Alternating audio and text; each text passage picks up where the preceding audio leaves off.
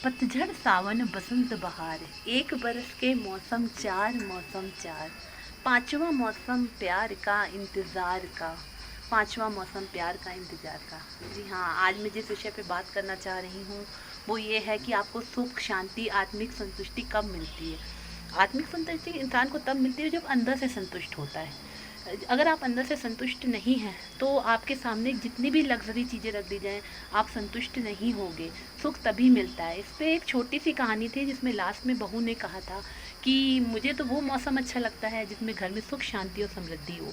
कहानी ऐसे स्टार्ट होती है कि एक ससुर अपनी 5 बहुओं को बुला के कहता है कि तुम लोग को कौन सा मौसम सबसे अच्छा लगता है। तो एक बहू कहती है मुझे तो सर्दी अच्छी लगती है, उसमें मैं तरह तरह के व्यंजन बनाती हूँ, घूमने जाती हूँ, मेरे को सर्दी का मौसम बहुत अच्छा लगता है।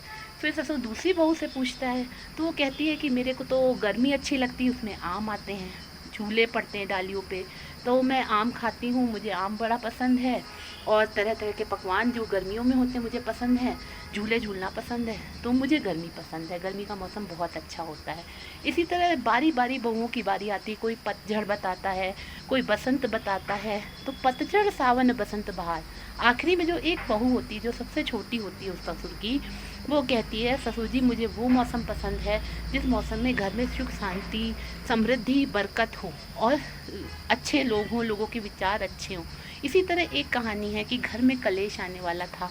तो कलेश कैसे आया कि घर की स्त्री नमक डालना भूल गई खाने में, तो सब लोग चुपचाप खा के चले गए, किसी ने भी टोका नहीं कि खाने में नमक नहीं है। और कलेश कैसे आता, अगर आपने कलेश को आने से रोक दिया, अगर आपने कहा नमक नहीं है चलो कोई नहीं, सब ने रल मिल के खाना खा लिया। ये एक ऐसी छोटी सी कहानी ये भी है। तो कहने का तात्पर्य ये है कि लड़ने के 100 बहाने और ना लड़ने का कोई बहाना ही नहीं है।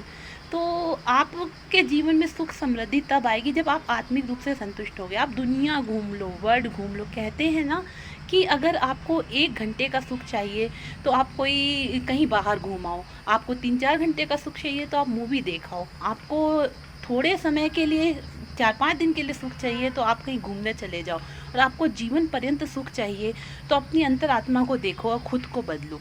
तो उनकी 5वीं बहू ने यही कहा कि जिस मौसम में घर में सुख समृद्धि हो तो उसी मौसम को मैं अच्छा समझूंगी। और कलेश आने को रोकने का सबसे अच्छा तरीका है कि जो है उस परिस्थिति को एक्सेप्ट कर लो।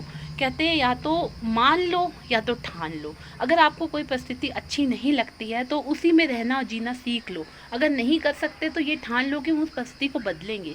अगर आपको कहीं से निकलना है, आप निकल नहीं पा रहे, अभी टेंशनाइज हो, तो आपको ऐसा करना पड़ेगा कि आप कुछ दिन उस परिस्थिति में रह करके वहाँ से निकलने के उपाय सोचिए। उपाय सोचना ज़्यादा ज़रूरी है। जहाँ चाह है वहाँ है। कहते हैं ना, मुश्किल का हल और मुसीबत, मेहनत का फल और मुश्किल का हल निकल ही आता है। इसीलिए आप मेहनत का फल और मुश्किल का हल कभी ना कभी निकल ही आएगा। और जिस मौसम में सुख हो, शांति हो, समृद्धि हो, पैसा हो, वही मौसम अच्छा लगता है। आप देखिए बसंत ऋतु में अगर आपके घर में सुख शांति ना हो, लड़ाई झगड़ा हो रहा हो, तो क्या आपको बसंत अच्छी लगेगी? वो बरसात आपको अच्छी लगेगी जिस बरसात में आपकी वाइफ आपको घर से छोड़ के चली गई हो? तब तो आप गाना गाओगे कि बिन सावन हम अधूरे, है ना।